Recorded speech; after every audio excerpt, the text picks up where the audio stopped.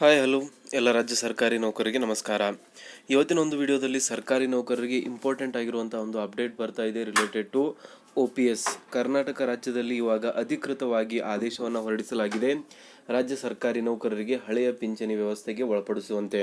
So ಏನಿದೆ ಸಂಪೂರ್ಣವಾಗಿರುವಂಥ ಮಾಹಿತಿ. ಚುನಾವಣೆಯ ಮುಂಚೆ ಸರ್ಕಾರಿ ನೌಕರರಿಗೆ ಒಂದು ಭರ್ಜರಿ ಗಿಫ್ಟನ್ನು ನೀಡಿದೆ ಕರ್ನಾಟಕ ಸರ್ಕಾರ.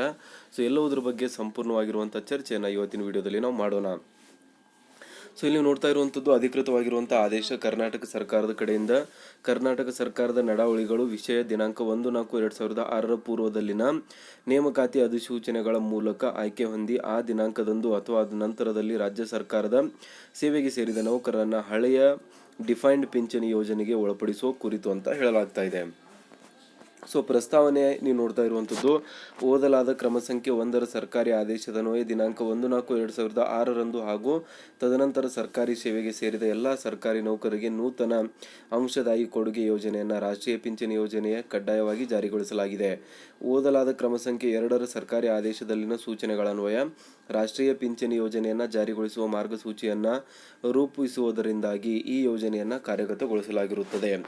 ಕೇಂದ್ರ ಸರ್ಕಾರವು ತನ್ನ ನೌಕರರಿಗೆ ದಿನಾಂಕ 22/12/2003 ಮೊದಲು ನೇಮಕಾತಿ ಅಥವಾ ನೇಮಕಾತಿಗಾಗಿ ಜಾಹೀರಾತು ಅಧಿಸೂಚನೆ ಹುದ್ದೆ ಅಥವಾ ರಿಕ್ತ ಸ್ಥಾನದ ಎದುರಾಗಿ ನೇಮಕಾತಿ ಹೊಂದಿ ದಿನಾಂಕ 1/1/2004 ಅಥವಾ ಅದರ ನಂತರ ಸೇವೆಗೆ ಸೇರಿದ ನೌಕರರಿಗೆ ಹಿಂದಿನ ಡಿಫೈನ್ಡ್ ಪಿಂಚಣಿ ಯೋಜನೆಗೆ ಒಳಪಡಿಸಲು ಒಂದು ಬಾರಿಯ ಆಯ್ಕೆಯ ಅವಕಾಶವನ್ನು ಕಲ್ಪಿಸಿ ದಿನಾಂಕ 31/8/2023 ಒಳಗೆ ಆಯ್ಕೆ ಮಾಡಿಕೊಳ್ಳಲು ಕೇಂದ್ರ ಸರ್ಕಾರ ದಿನಾಂಕ 3/3/2023 ಅಧಿಕೃತ ಜ್ಞಾಪನದಲ್ಲಿ ಮಾರ್ಗಸೂಚಿಗಳನ್ನು ಹೊರಡಿಸಿದೆ. ಸೊ ಓದಲಾದ ಕ್ರಮ ಸಂಖ್ಯೆ 3 ಸರ್ಕಾರಿ ಆದೇಶದನ್ವಯ ರಾಜ್ಯ ಸರ್ಕಾರದ ಸೇವೆಯಲ್ಲಿರುವ ಅಖಿಲ ಭಾರತ ಸೇವೆಗೆ ಸೇರಿದಂತಹ ಅರ್ಹ ಅಧಿಕಾರಿಗಳನ್ನು ಹಿಂದಿನ ಡಿಫೈನ್ಡ್ ಪಿಂಚಣಿ ಯೋಜನೆಗೆ ಒಳಪಡಿಸಿ ಆದೇಶಿಸುತ್ತಿರುತ್ತದೆ. ಸೊ ಕೇಂದ್ರ ಸರ್ಕಾರ ಹೊರಡಿಸಿರುವ ಈ ಒಂದು ಆದೇಶದನ್ವಯ ಸೊ ಬೇಸಿಕಲಿ 2006ಕ್ಕಿಂತ ಮುಂಚೆ ರಾಜ್ಯದಲ್ಲಿ ಯಾರೆಲ್ಲ ನೋಟಿಫಿಕೇಶನ್ ಪಡೆದಿದ್ದಾರೆ, ಸೊ 2006 ನಂತರ ಸೇರಿದವರಿಗೆ ಹೊಸ ಪಿಂಚಣಿ ಯೋಜನೆ. ಬಟ್ ವಾಟ್ ಇಫ್ ಆ ಒಂದು ಹುದ್ದೆಯನ್ನು 2006ಕ್ಕಿಂತ ಮುಂಚೆನೇ ನೇಮಕಾತಿಗಾಗಿ ಕರೆಯಲಾಗಿತ್ತು. ಸೊ ನೇಮಕಾತಿ ಆಗ್ತಾ ಅದು 2006 ನಂತರ ಆಯಿತು. ಸೊ ಅಂತಹ ಹುದ್ದೆಯನ್ನು ಹಳೆಯ ಪಿಂಚಣಿ ವ್ಯವಸ್ಥೆಗೆ ಕಲ್ಪಿಸಬೇಕು. ಈ ರೀತಿಯಾಗಿ 2003 ಮುಂಚೆ ಯಾರೆಲ್ಲ ಅಲ್ಲಿ ಕೇಂದ್ರದಲ್ಲಿ ನಿಯುಕ್ತಗೊಂಡಿದ್ರು ಅವರಿಗೆ ನೀಡಲಾಗಿತ್ತು. ಆ ಒಂದು ನಿಟ್ಟಿನಲ್ಲಿ ಇವಾಗ ರಾಜ್ಯದಲ್ಲಿಯೂ ಕೂಡ 2006 ಮೊದಲು ಅಧಿಸೂಚನೆಗೆ ಒಳಪಟ್ಟಿರುವಂಥ ಹುದ್ದೆಗಳನ್ನು ಹಳೆಯ ಪಿಂಚಣಿ ವ್ಯವಸ್ಥೆಗೆ ಸೇರಿಸಲಾಗ್ತಾ ಇದೆ. ಸೊ ಅದಕ್ಕೆ ಸಂಬಂಧಿಸಿದಂತೆ ಇಲ್ಲಿ ಹೇಳ್ತಾ ಇದ್ದಾರೆ. ಸೊ ಸರ್ಕಾರಿ ಆದೇಶ ಸಂಖ್ಯೆ ಏನು ಹೇಳ್ತಿದೆ ನೋಡಿ. ಪ್ರಸ್ತಾವನೆಯಲ್ಲಿ ವಿವರಿಸಿದ ಅಂಶಗಳ ಹಿನ್ನೆಲೆಯಲ್ಲಿ ದಿನಾಂಕ 1/4/2006 ಪೂರ್ವದಲ್ಲಿ ರಾಜ್ಯ ಸಿವಿಲ್ ಸೇವೆಗಳಲ್ಲಿನ ಖಾಲಿ ಹುದ್ದೆಗಳ ಭರ್ತಿಗಾಗಿ ಹೊರಡಿಸಿದ ನೇಮಕಾತಿ ಅಧಿಸೂಚನೆಗಳ ಮೇರೆಗೆ ಆಯ್ಕೆ ಹೊಂದಿ ದಿನಾಂಕ 1/4/2006 ಅಥವಾ ಆ ದಿನಾಂಕದ ನಂತರ ಸೇವೆಗೆ ಸೇರಿರುವ ಕಾರಣದಿಂದಾಗಿ ನೂತನ ಅಂಶದಾಯಿ ಕೊಡುಗೆ ಯೋಜನೆ ಒಂದು ರಾಷ್ಟ್ರೀಯ ಪಿಂಚಣಿ ಯೋಜನೆ ವ್ಯಾಪ್ತಿಗೊಳಪಟ್ಟಿರುವ ಸರ್ಕಾರಿ ನೌಕರರನ್ನು ಸರ್ಕಾರವು ಅವರ ಅಭಿಮತದ ಮೇರೆಗೆ ಕೆಳಕಂಡ ಷರತ್ತುಗೊಳಪಟ್ಟು ಒಂದು ಬಾರಿಯ ಕ್ರಮವಾಗಿ ಹಿಂದಿನ ಡಿಫೈನ್ಡ್ ಪಿಂಚಣಿ ಯೋಜನೆಗೆ ವ್ಯಾಪ್ತಿಗೆ ಒಳಪಡಿಸಲು ಸರ್ಕಾರ ಒಪ್ಪಿಗೆ ನೀಡಿದೆ ಅಂತ. ದಿನಾಂಕ 1/4/2006 ಪೂರ್ವದಲ್ಲಿ ನೇಮಕಾತಿ ಹೊಂದಿರುವಂಥ ಒಂದು ಅಭ್ಯರ್ಥಿಗಳಿಗೆ ಹಿಂದಿನ ಪಿಂಚಣಿ ಯೋಜನೆಯನ್ನು ಮತ್ತೆ ರೀಜಾರಿ ಮಾಡೋದಕ್ಕೆ ಇಲ್ಲಿ ಅವಕಾಶವನ್ನು ಕಲ್ಪಿಸಿಕೊಡಲಾಗಿದೆ. ಅದು ಒಂದು ಬಾರಿ ಮಾತ್ರ ಇಲ್ಲಿ ಅವಕಾಶ ಇರುತ್ತೆ. ನೀವು ಒಂದು ಸತಿ ಇದನ್ನು ಆಯ್ಕೆ ಮಾಡಿಕೊಳ್ಳದೇ ಇದ್ದರೆ ನೀವು ಪರ್ಮನೆಂಟ್ ಆಗಿ ಹೊಸ ಪಿಂಚಣಿ ವ್ಯವಸ್ಥೆ ಅಡಿಯಲ್ಲಿ ಬರ್ತೀರಾ.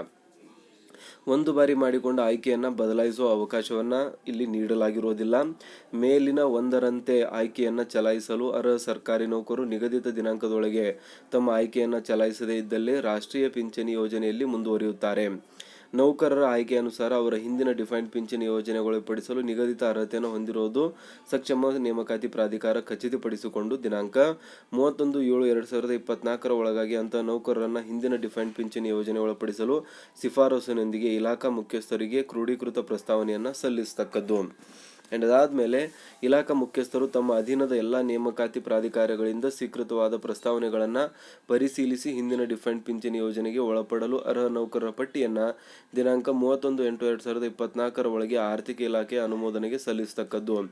ದಿನಾಂಕ 1/4/2006 ಪೂರ್ವದಲ್ಲಿನ ರಾಜ್ಯ ಸಿವಿಲ್ ಸೇವೆಯಲ್ಲಿನ ಖಾಲಿ ಹುದ್ದೆಗಳಿಗೆ ಹೊರಡಿಸಲಾದ ನೇಮಕಾತಿ ಅಧಿಸೂಚನೆ ಅನ್ವಯ ಆಯ್ಕೆಗೆ ಕರ್ತವ್ಯಕ್ಕೆ ವರದಿ ಮಾಡಿಕೊಂಡು ತದನಂತರ ಸಮುಚಿತ ಮಾರ್ಗದಲ್ಲಿ ಅರ್ಜಿಯನ್ನು ಸಲ್ಲಿಸಿ ಸರ್ಕಾರದ ಅನ್ಯ ಇಲಾಖೆಯಲ್ಲಿನ ಹುದ್ದೆಗೆ ನೇಮಕಾತಿ ಹೊಂದಿದ ಅರ್ಹ ಸರ್ಕಾರಿ ನೌಕರರು ಹಿಂದಿನ ಡಿಫೈನ್ಡ್ ಪಿಂಚಣಿ ಯೋಜನೆ ಸೌಲಭ್ಯ ಪಡೆದುಕೊಳ್ಳಲು ಇಚ್ಛಿಸಿದಲ್ಲಿ ಮನವಿಯನ್ನು ಹಿಂದಿನ ನೇಮಕಾತಿ ಪ್ರಾಧಿಕಾರಕ್ಕೆ ಇಲ್ಲಿ ನೀಡಬೇಕಾಗಿದೆ.